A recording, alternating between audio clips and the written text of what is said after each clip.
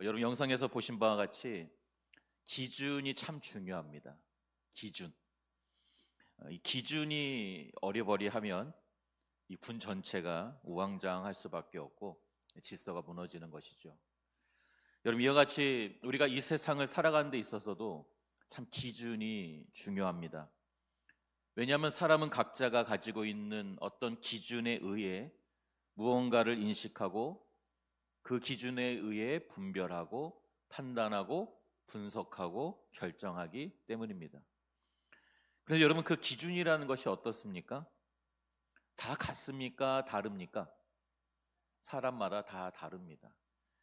그래서 그 사람의 배움이나 어떤 자라온 지식이나 배경, 경험에 따라 이 기준이 달라지기 때문에 개인마다 그 기준점이 다르다라는 거예요. 그래서 각자가 기준점이 다르기 때문에 이거를 그냥 놔두면 사회가 혼란해질 수밖에 없죠. 그렇기 때문에 사회에는 바로 법, 규칙이라는 기준을 정하는 것이에요. 각자가 생각하는 그 기준점이 다르지만 어떤 사회 통념상 가장 보편적이고 가장 가치 중립적인 기준점을 정해놓고 조금은 불편할 수 있지만 그 사회적 합의에 의해 이 기준에 맞게 살으라고 하는 것이 바로 사회법입니다. 여러분 이와 마찬가지로 우리의 신앙생활에 있어서도 이런 기준점이 필요하다라는 것입니다. 우리 신앙생활과 믿음에도 각자가 생각하는 이 가치와 기준점이 다르기 때문에 여러분 이 기준이 없으면 그야말로 자신의 경험과 내가 알고 있는 성경적 지식이 가장 옳다, 가장 맞다라고 옳다고 여겨서 사람이 각기 자기의 소견에 오른 대로 행동할 수밖에 없게 되는 것입니다. 그래서 기준이 참 중요하다. 따라서 여러분 우리 신앙에 있어서도 이 기준점이 필요합니다. 근데 너무나도 다행스러운 것은 하나님께서는 우리에게 확실한 기준점이 될 만한 것을 주셨는데요. 그것이 무엇일까요? 성경입니다. 성경. 우리는 이 성경을 통해 믿음이 무엇인지, 신앙이란 무엇인지, 구원이란 무엇인지에 대해 기준을 잡을 수 있게 되었습니다. 특별히 사도 바울은 고린도전서 11장 1절에 내가 그리스도를 본받는 자 된 것 같이 너희는 나를 본받는 자 되라. 즉 신약 시대를 살고 있는 우리에게 이 바울이 어떻게 보면 좋은 기준점이 되어주고 있고 우리는 로마서를 통해 바울이 쓴 로마서를 통해 그 기준을 지금 배우고 있습니다.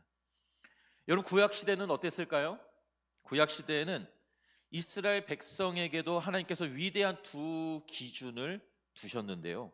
바로 그 두 기준은 바로 이스라엘의 시조 아브라함이요, 다른 한 사람은 다윗이었습니다. 특별히 바울은 오늘 본문에 기록된 이 아브라함과 다윗을 기준점으로 삼아 이 믿음에 관한 의롭게 되는 것에 대한 이야기를 계속해서 4장까지 이어가고 있습니다. 사실 여러분 제가 로마서 1장부터 오늘까지 계속해서 사실은 똑같은 이야기를 하고 있어요. 조금 이제 관점을 바꿔가는 거고 오늘은 바울은 이 아브라함과 다윗의 예를 들면서 여전히 같은 주제로 이야기를 하고 있습니다. 그래서 여러분 11장까지 로마서 11장까지는 우리가 어떻게 하면 의롭게 되어져 하나님의 자녀가 될 수 있는가, 어떻게 우리가 믿음으로 구원을 얻을 수 있는가에 대한 이야기로 계속해서 진행이 됩니다. 그런데 이제 행위와 이제 구원에 관한 이야기는 아마 4장에서 마무리되지 않을까 싶습니다. 그래서 여러분 이제 바울이 얘기하는 이 이신칭의, 우리는 믿음으로 말미암아 의롭게 되었다라고 여겨졌는데 과연 그 믿음이란 무엇을 말하는 거냐는 거예요. 우리가 믿음이 좋다, 믿음이 약하다, 믿음이 없다 이렇게 우리가 얘기를 하고 있는데요. 그 믿음이라는 그 기준점 역시 사람마다 생각하는 것이 다르다라는 것입니다. 그래서 바울은 이 너무나도 중요한 이 기준점을 바로 이스라엘의 가장 존경하는 인물인 아브라함과 다윗을 통해 명확하게 기준점을 제시하고자 하는 것이죠. 바라옵기는 오늘 말씀을 통해서 이 믿음의 기준점을 바로 잡아 하나님께 옳다 인정받는 믿음이 되시기를 주님의 이름으로 축복합니다. 아멘. 첫 번째로 여러분, 아브라함도 행위가 아닌 믿음으로 의롭게 되었다는 것에 우리는 주목해야 합니다. 여러분, 아브라함 이 이름만 들어도 사실 우리는 믿음의 조상이지 생각하지만 이스라엘 민족에게 있어서 이 아브라함이라는 이름은 굉장히 특별한 분이죠. 그 이름만 들어도 가슴이 뜨거워집니다. 왜냐하면 아브라함은 그들에게 있어서 단순한 조상이 아니라 민족의 자부심이요, 자신들의 정체성이며, 그리고 하나님께 선택받은 특별한 존재의 상징이었고, 특별히 믿음의 조상이라 추앙을 받고 있는 것이죠. 그런데 이런 아브라함의 이름을 걸고 오늘 바울이 본문을 통해 중요한 질문을 던지고 있는 것입니다. 무엇입니까? 너희가 그토록 자랑스럽게 여기는 아브라함은 무엇으로 의롭게 되었느냐는 거예요. 사실 굉장한 도전이죠. 굉장히 예민한, 굉장히 중요한 부분을 건들고 있는 것입니다. 우리 오늘 2절 말씀을 우리 세번역 성경 버전으로 우리 같이 한번 읽어볼까요? 바울이 어떻게 얘기하고 있는지. 시작. 만일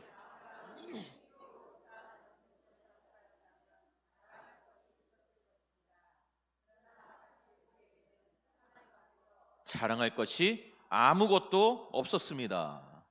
와, 대단한 얘기를 하고 있는 거예요 지금. 여러분 어떠세요? 우리는 그 바울이 얘기하니까 그냥 받아들이겠지만 이 유대의 민족에게 있어서 이 바울의 이 발언은 굉장히 충격적인 발언입니다. 왜냐하면 여러분, 우리도 믿음의 조상 아브라함 하면 가장 먼저 뭐가 떠오르세요? 가장 먼저 뭐가 떠오르세요? 대표적인 사건, 이삭을 바치는 사건이잖아요. 하나밖에 없는 독자 이삭을 모리아산에 하나님께 바친 그 행위를 떠오르잖아요. 이처럼 여러분, 우리는 눈에 보이는 그 행동에 집중을 합니다. 그리고 그것을 통해서 그 사람의 믿음을 판단하죠. 그런데 바울은 그게 아니라는 거예요. 물론 아브라함은 대단한 인물인 건 확실하죠. 75세 나이에 내가 너로 큰 민족을 이루고 내게 복을 주어 내 이름을 창대하게 하리니 너는 복이 될지라. 이 한마디, 이 하나님의 이 한마디의 약속만 듣고 자기의 고향을 떠납니다. 여러분 대단한 일이에요. 별로 놀랍지 않으시죠? 여러분 그 고대 시대에 지금처럼 어디 1시간쯤 가면 또 큰 도시가 나오고 그런 게 아니거든요. 여러분 대부분 사막으로 이루어진, 잘못 길을 들어섰다가는 사실은 그냥 사막 어딘가에서 죽을 수도 있는 그런 중동 지역에, 어찌 보면 이제 타향살이를 살다가도 이제 75세쯤 되면 귀향에도 모자를 파네. 어때요?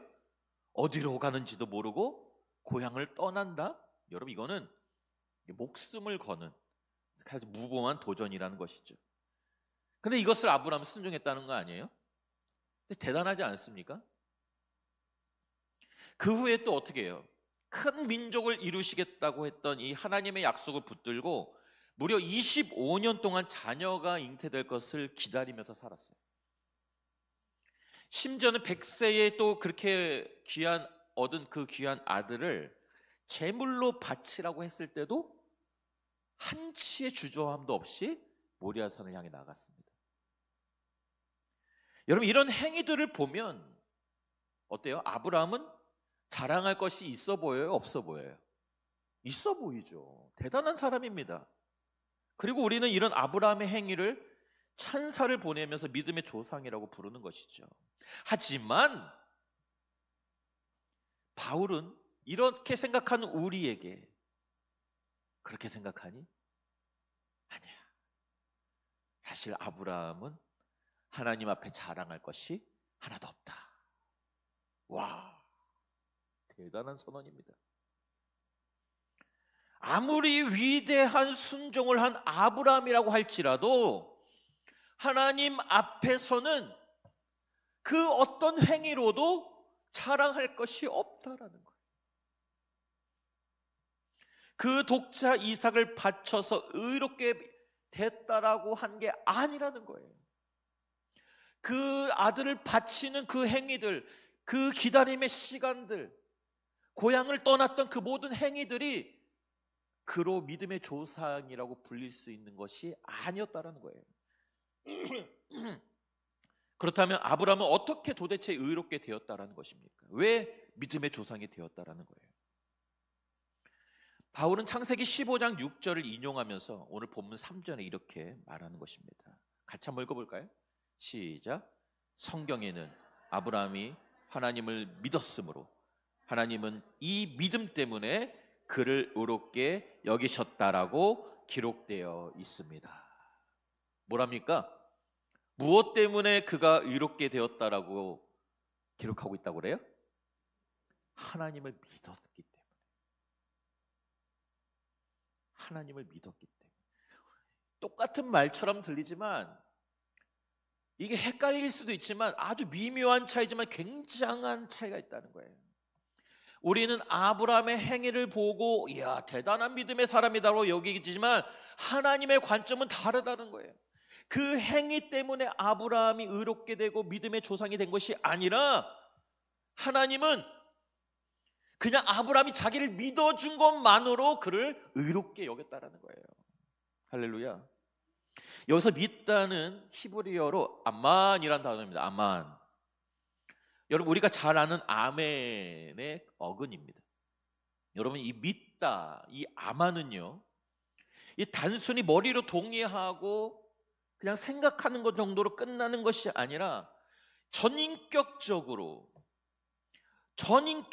모든 것을 걸고 의지하고 신뢰한다라는 의미가 담겨져 있습니다. 아만. 요즘 제가 퇴근하고 집에 가면요, 이제 제가 하도 우리 성도님들한테 자랑했더니 이제 1, 2, 3번이 다 저에게 옵니다. 원래는 1번만 와서 저를 이렇게 안아줬는데 1, 2, 3번은 제 자녀들의 숫자를 얘기하는 거예요. 1, 2, 3번이 이제 다 옵니다. 근데 특히 요즘에 2번 둘째 딸이 저에게 인사를 하는데 어떻게 인사하냐면 마치 100m 달리기를 하는 것처럼 자세를 잡았다가 저한테 뛰어오면서 몸을 던져서 저를 탁 점프하면서 저에게 안깁니다. 자, 근데 여러분 생각해 보세요. 제 딸이 점프를 해서 온몸으로 저를 안을 때 아빠가 나를 안 안아주면 어떡하지? 혹시 나를 떨어뜨리면 어떡하지? 내가 다치진 않을까? 날 놓치면 어떡하지? 이렇게 고민하면서 저에게 점프를 할까요? 아니에요. 그렇지 않아요. 그런 생각은 제가 보니까 1도 하지 않아요. 그죠? 내가 몸을 던지면 아빠는 무조건 나를 받아준다라는 확신을 가지고 몸을 던지는 거예요. 여러분 이게 믿음이에요. 그러면 저는 그 딸을 받을 때 제가 최근에 내 말을 안 들었는데, 최근에 거짓말을 했는데, 최근에 공부도 잘 안 하고 말도 잘 안 들었는데 받아줄까 말까 제가 고민하면서 받을까요? 아니죠. 저에게 몸을 던지면 그냥 나를 믿고 던지는 그 딸을 그냥 받아주는 거예요. 이게 아버지의 마음이에요. 즉 여러분 아브라함이 믿음이 있어 보일 만한 행동들이, 자랑할 만한 행위들이 있어서 의롭게 된 것이 아니라 아브라함이 하나님을 전적으로 믿었기 때문에, 신뢰했기 때문에 의롭게 되었다라는 것입니다. 굉장히 쉬워지는 거죠. 굉장히 자유로워지는 거죠. 지난주에서 조금 헷갈릴 수도 있습니다. 하지만 여러분 생각해 보세요. 그렇다면 여러분 아브라함이 행위로도 완전했을까요? 온전했습니까? 믿음의 조상이라고 불릴 만큼 그의 믿음은 굳건하여 전혀 흔들린 적이 없었냐는 거예요. 아니죠. 그렇지 않아요. 그가 놀라운 믿음의 행위를 하기도 했지만 그렇지 못했던 적도 많았다는 걸 우린 주목해야 되는 거예요. 여러분 아브라함이 75세에 하나님의 부르심을 받을 때 그에게는 아들이 없었죠. 아내 사라도 이미 임신할 수 없는 나이였습니다. 이렇게 10년 10년이 지났어요. 분명히 나로 참 큰 민족을 이루겠다고 하셨으면 그래도 좀 뭔가 조짐이 보여야 되잖아요. 근데 10년이 지나도 아무런 일도 일어나지 않았어요. 그러자 아브라함이 흔들렸습니다. 어떻게 합니까? 그래서 자기 집에서 기른 청년 엘리에셀이라는 청년이 있었어요. 그래서 하나님, 이 엘리에셀이라는 청년을 내가 후계자로 삼으려고 하는데 괜찮을까요? 이런 장면이 나오는 거예요. 어때요? 그의 행위에 지금, 이 행동에 지금 대단한 믿음이 보이나요? 그렇지 않죠. 근데 바로 그때 하나님께서 다시 나타나셔서 뭐라고 합니까?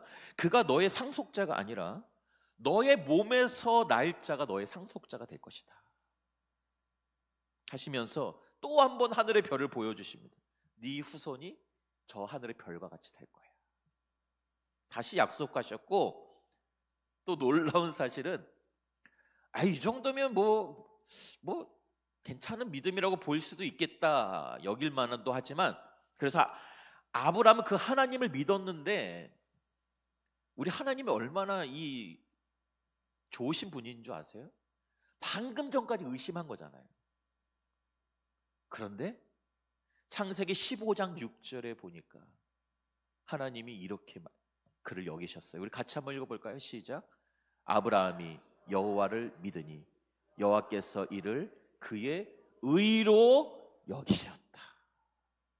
할렐루야.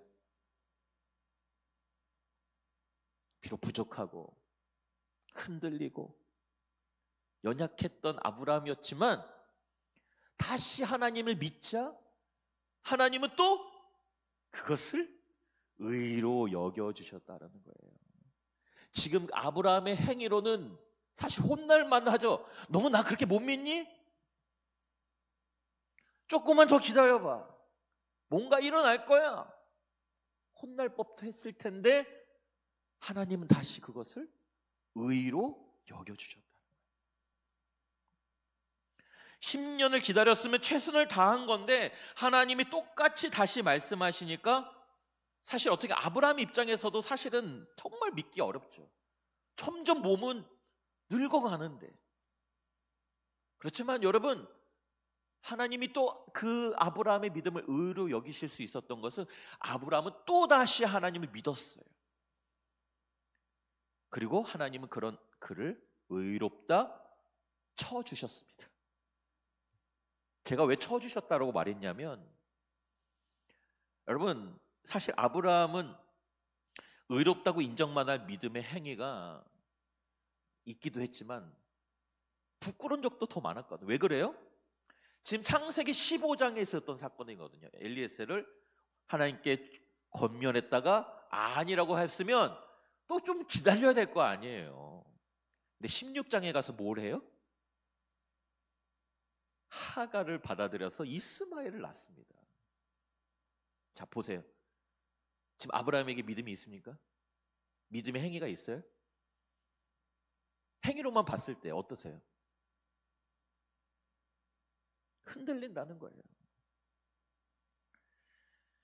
사실 이런 아브라함의 흔들리는 행위로 봤을 때 그가 의롭다 인정을 받을 만한 믿음이 있었냐는 것이죠. 그래서 바울이 아니다라고 얘기하고 있는 거예요.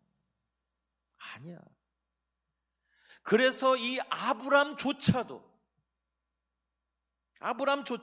하나님 앞에서는 행위로 자랑할 것이 없고, 그럼에도 하나님은 그 아브라함의 행위 때문이 아니라 여전히 부족하지만, 흔들리지만, 실수하고 실패하지만 그래도 또 자신의 말을 믿는 이 아브라함을 의롭다 여겨주신 것인 줄 믿으시길 바라요. 이게 우리 하나님입니다. 이게 우리 하나님이에요. 여기서 중요한 건 뭐예요? 아브라함이 무엇을 했느냐가 아니라 무엇을 믿었느냐가 중요하다는 거예요. 아브라함의 순종도, 그의 희생도, 그의 인내도 그의 어떤 의로움과 구원의 근거가 아니었다는 것에 우리는 주목해야 되는 것입니다. 나의 믿음은 부족했지만 오직 그저 하나님은 나를 사랑하시고 나를 또 받아주실 것이라는 그것을 믿은 그 믿음만이 의로 여김을 받았다는 사실입니다. 사랑하는 성도 여러분, 이것이 바로 로마서 전반부의 바울이 얘기하는 복음의 핵심이에요. 우리가 아무리 선한 일을 하거나 하지 못하거나, 아무리 봉사나 헌신을 하거나 하지 못하거나, 그것이 나의 구원의 근거나 나의 의로움의 동력이 결정하는 것이 아니요, 오직 예수 그리스도를 믿는 믿음만이 우리를 의롭게 함을 믿으시기를 바랍니다. 두 번째로, 의롭게 됨은 보수가 아니라 선물이라는 것입니다. 보수가 아니라 선물이다. 우리 4절에서 5절 말씀 우리 같이 한번 읽어보겠습니다. 4절에서 5절 시작. 보수로 여겨지거니와 이를 아니할 때라도 경건하지 아니한 자를 의롭다 하시는 이를 믿는 자에게는 그의 믿음을 의로 여기시나니. 아멘. 여기서 은혜라는 단어가 나오는데요, 여러분, 이 은혜는 헬라어로 카리스라는 단어입니다. 이 카리스, 은혜, 이 단어는 다른 의미로 값없이 주어지는 선물이라는 단어로 또 쓰이기도 합니다. 은혜와 선물은 같은 의미라는 거예요. 근데 반면에 보수는 무엇입니까? 보수는 일한 대가, 노동의 대가로 당연히 받는 것입니다. 여러분, 이처럼 세상에서는 무언가를 내가 받기 위한 두 가지 방식이 있는데, 하나는 일에서 받는 보수요, 다른 하나는 선물로 받는 것입니다. 무료로 그냥 받는 것이죠. 여러분, 일하는 사람이 월급을 받는 것은 당연한 권리이죠. 노동자는 자신의 노동력을 제공했고 또 고용주는 그에 대한 정당한 대가를 지불하는 것이 보수입니다. 이것은 계약에 따른 의무이고 권리이죠. 그래서 내가 일한 만큼 받는 거예요. 내가 땀 흘린 만큼, 시간을 소비한 만큼 내가 받는 것입니다.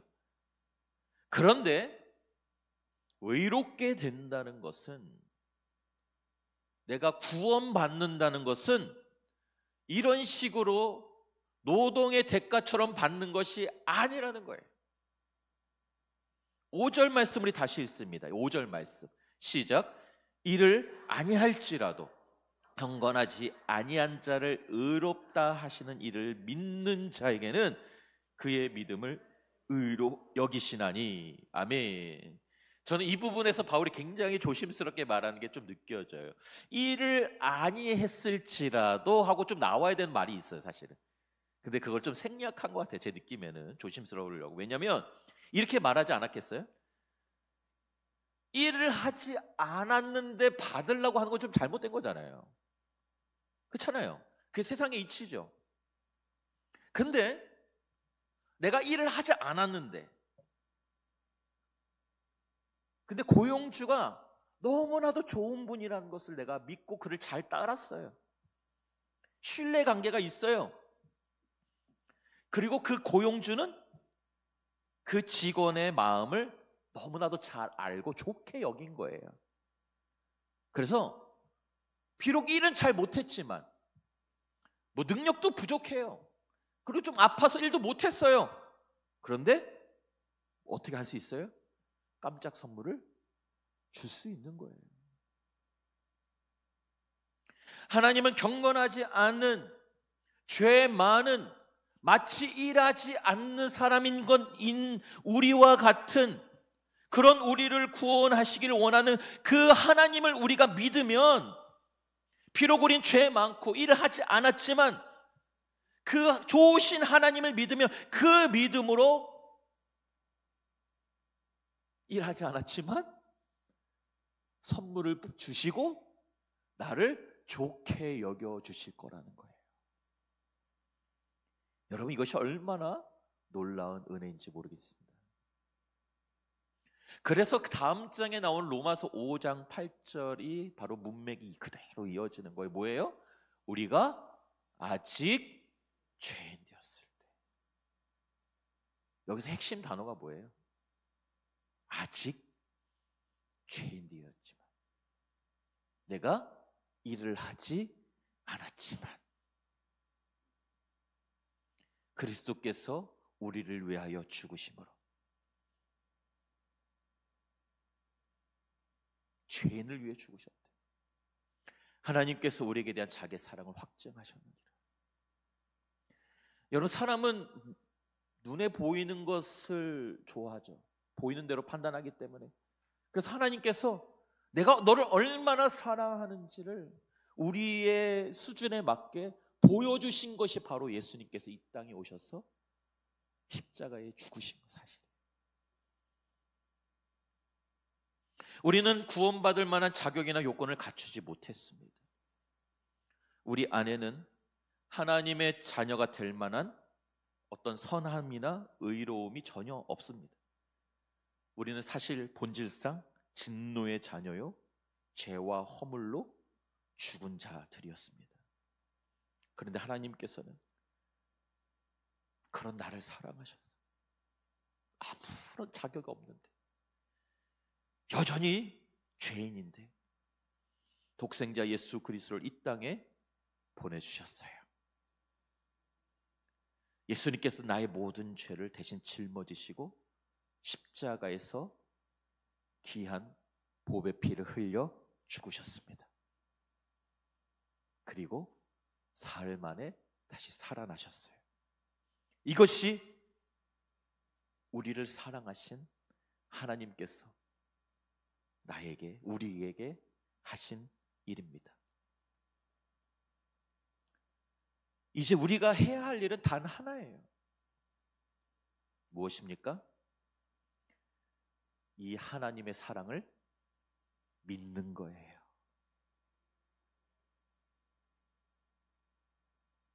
이 하나님을 사랑하는 거예요. 그리고 이 하나님의 사랑으로 우리가 서로 사랑하는 거예요. 이게 우리가 할 일입니다. 나의 처지를 봐서는 어때요? 나의 처지를 봐서는 그 하나님의 약속을 수백 번 깨고도 남아요. 아브라함의 행동을 보면요, 약속이 몇 번은 깨져도 100번은 깨졌을 거예요. 하지만 그럼에도 이런 우리를 사랑하신 하나님의 약속을 믿고 십자가에서 우리의 죄를 대신해 죽으시고 부활하신 그 예수님의 믿음을 우리가 믿는 거예요. 그러면 하나님께서 그 믿음을 의로 여겨주신다. 이것은 마치 100세 된 아브라함이 아들을 낳는 것과 같은 것이라고 바울이 얘기하고 있는 것입니다. 아브라함은 자신 안에는 아들을 낳을 수 있는 어떠한 능력이 없었어요. 왜 굳이 25년을 기다리게 하셨을까요? 인간의 재생, 어떤 육신적인 능력으로 완전히 소망이 끊어질 때까지 기다리신 거죠. 아브라함이 아들을 낳은 것은 그 안에 어떤 무슨 능력이 있어서가 아니라 오직 하나님의 능력으로 된 일이었습니다. 마찬가지로 여러분, 우리가 하나님의 자녀가 되는 것도 우리 안에 어떤 선함이 있어서가 아니라, 우리가 하나님께 잘해서가 아니라, 어떤 받을 만한 자격이 있어서가 아니라, 아무런 자격이 없지만 그저 하나님의 선물로, 은혜로 되는 일인 것입니다. 혹시 여러분 중에 나는 이런 죄를 지었는데 내가 구원받을 수 있을까? 그래도 내가 구원받았지만 그래도 이것을 유지하기 위해 행위를 좀 해야 되지 않을까? 내가 잘못 살면 또 이게 취소되는 거 아닌가? 이렇게 생각하시는 분들이 있을 수 있어요. 바로 그런 나를 위해 예수님께서 십자가에서 죽으셨고, 그런 나를 구원하시기 위해 부활하셨고, 이것을 믿는 자를 의롭다 여겨 주셨습니다. 이처럼 하나님의 구원은 행위의 대가가 아니라 아무런 자격 없는 나 같은 자들이 받는 은혜의 선물인 줄로 믿습니다. 그러면 우리에게 이 믿음이란 무엇인가 도대체? 그러면 나는 무엇을 믿는 거예요? 나는 아무런 자격이 없지만, 믿음도 부족하지만 주님께서 나를 위해 이 놀라운 일을 하셨다는 것을 내가 그것을 믿습니다 라고 이렇게 이 겸손히 하나님께서 나에게 주신 선물을 받아들이는 것이 우리의 믿음입니다.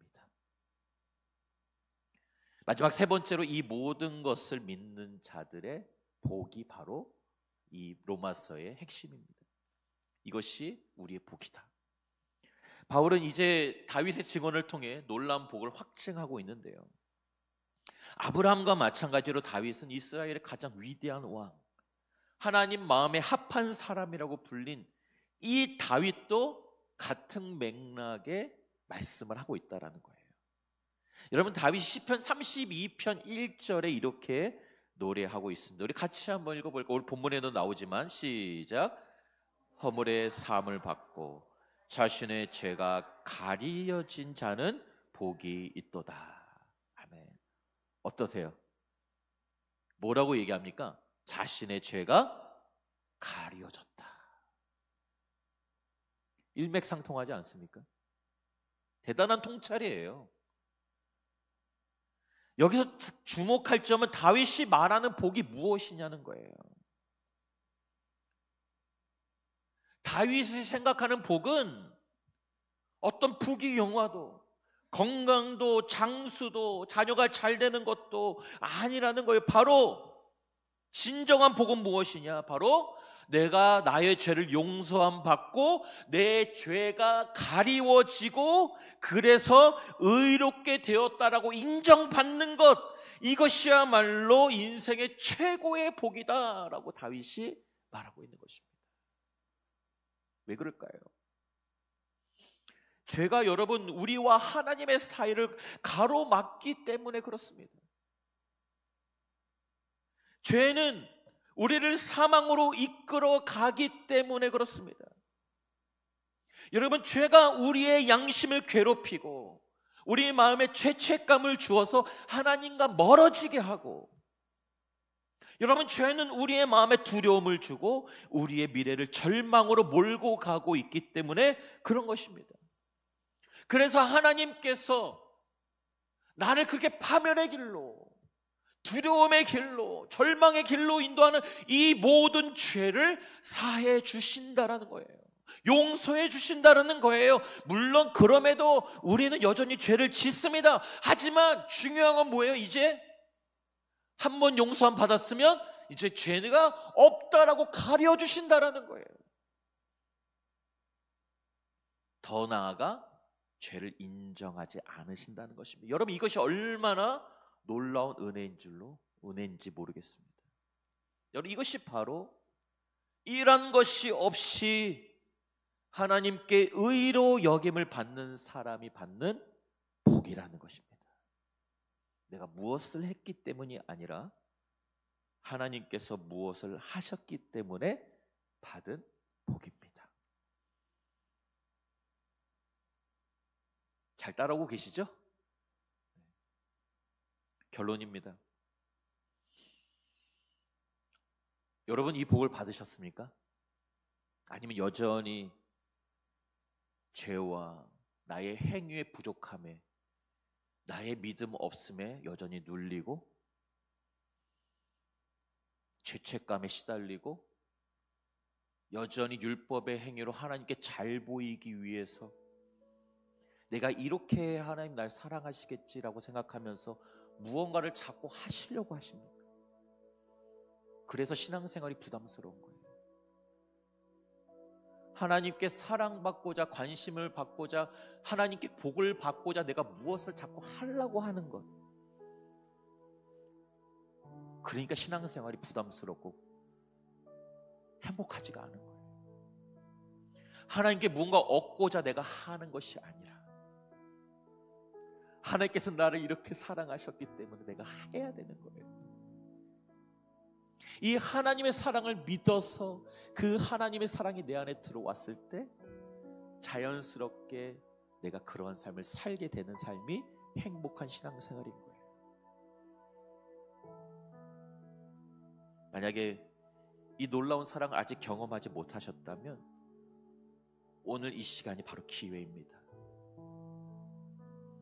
물론 나는 사실 용서받지 못할 잘한 것이 아무것도 없는 죄인이지만 그럼에도 불구하고 예수님께서 나의 모든 죄를 용서하시기 위해 십자가에서 죽으시고 나를 구원하시기 위해 부활하셨다는 사실을 믿으시기를 바랍니다.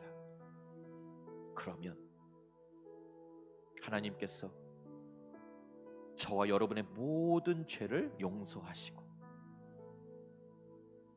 아브라함이 하나님을 믿음에 하나님께서 이를 의로 여겨주셨던 것처럼 오늘 이 시간 하나님께서 우리를 의롭다 여겨주실 줄로 믿습니다.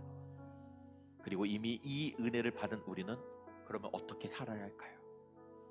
우리는 이 놀라운 은혜에 감격하여 하나님을 사랑하고 이웃을 사랑하는 삶을 살아야 될 줄로 믿습니다. 이것이 은혜 받은 자, 의롭게 된 자, 하나님을 사랑하는 자의 당연한 반응일 것입니다. 우리 로마서 4장 21절에서 24절까지 말씀을 한번 읽을 텐데요. 화면에 보시면 제가 가로를 넣어놨는데 저거는 이제 저기만 읽으면 가로를 빼고 이게 주어가 없어서 헷갈리기 때문에 제가 놓은 거예요. 우리 한번 읽으시는데 얼마나 하나님이 우리를 사랑하시는지, 이것이 얼마나 큰 복인지 이 말씀을 통해서 경험하시고 한번 느끼시고 우리 기도했으면 좋겠어요. 우리 21절에서 24절까지 같이 가로와 안에 있는 것까지 넣어서 같이 한번 읽겠습니다. 시작. 아브라함은 하나님이 약속하신 그것을 또한 능히 이루실 줄을 확신하였으니 그러므로 그것이 그에게 의로 여겨졌느니라. 그에게 의로 여겨졌다 기록된 것은 아브라함만 위한 것이 아니요 의로 여기심을 받을 우리도 위함이니 곧 예수 우리 주를 죽은 자 가운데서 살리신 이를 믿는 자니라. 아멘. 제가 3주에 걸쳐서 한 핵심이 여기 다 들어있습니다. 이 말씀처럼 우리도 하나님의 약속을 굳게 믿고 나를 의롭다 여겨주시기 위해 십자가에서 죽으시고 부활하신 보배 피를 흘려주신 그 예수님의 믿음을 믿고 그 믿음으로 살아가시는 다윗이 말한 진정한 복된 사람들이 되시기를 주님의 이름으로 축복합니다. 찬양하고 기도하겠습니다.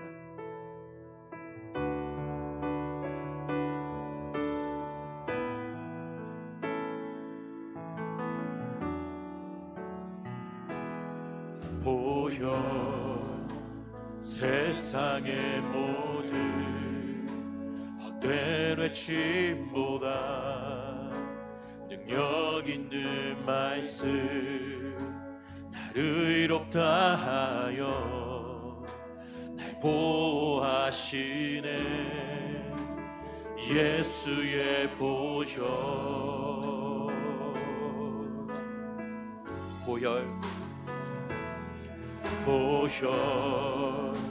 세상의 모든 헛된 외침보다 능력 있는 말씀 나를 의롭다 하여 날 보호하시네.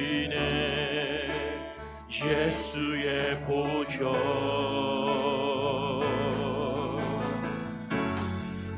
우리 죄를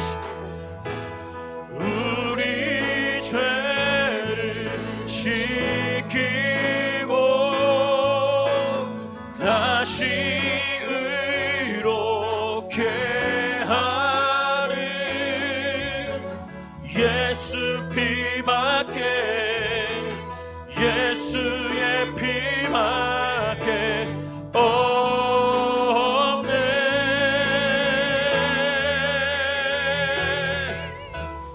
우리 정결케 하여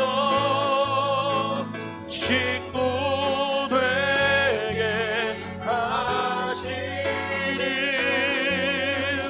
예수 피밖에 예수의 피밖에 없네.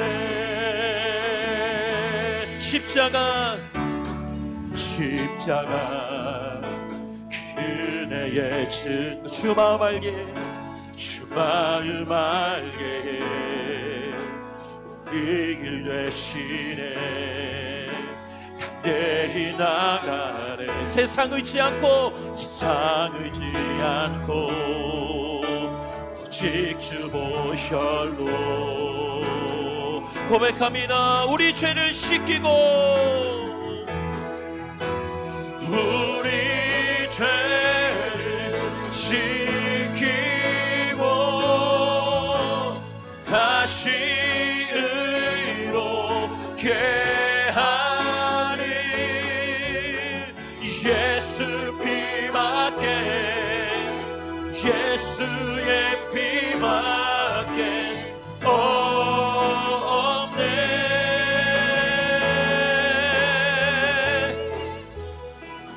우리 정결케 하여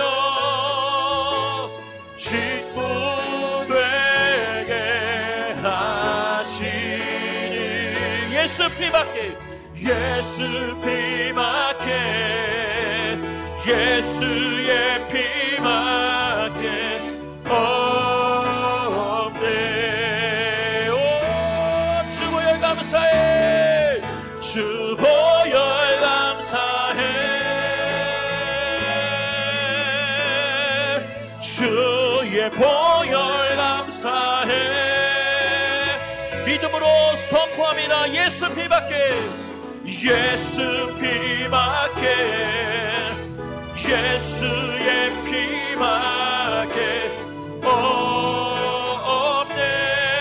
주 보혈 찬양해. 주 보혈 찬양해. 주의 보혈 찬양해. 예수 피밖에 예수 피밖에 예수의 피밖에 없네. 주의 보혈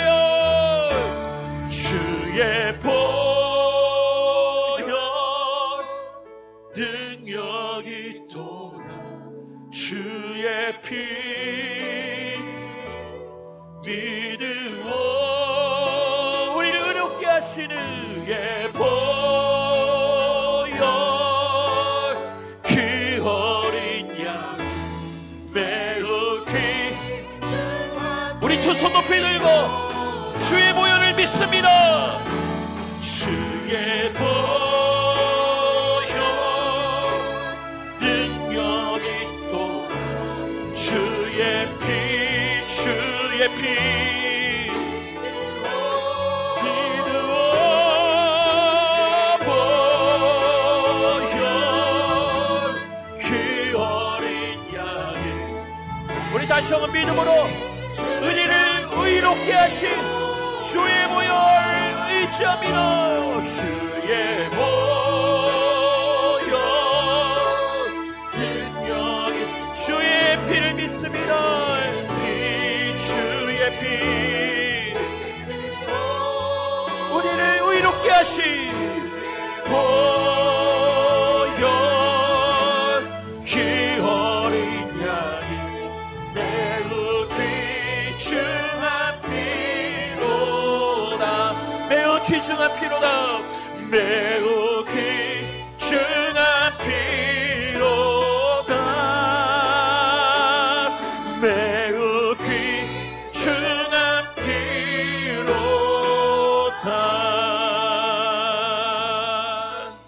시간 우리 말씀을 기억하며 기도합시다. 주여, 이 시간 십자가에 설리신 주의 보혈의 능력을 믿습니다. 나의 모든 죄를 깨끗이 씻어주시사 모든 불의와 경건하지 못한 것들과 교만으로부터, 죄의 무게로부터, 죄의 저주로부터 나를 구원하여 주시옵소서. 아직 죄인임에도 그럼에도 불구하고 나를 사랑하신 그 하나님의 사랑을 믿고 주의 보혈의 담력을 얻어 모든 율법적인 행위와 그 모든 죄책감으로부터, 죄의 저주로부터 자유케 하여 주시옵고, 나를 의롭게 하신 그 은혜에 감사하는 마음으로 내가 의로운 삶을, 하나님께 영광되는 삶을 살게 하여 주시옵소서. 우리 말씀을 기억하며 주여 외치고 기도하겠습니다. 주여,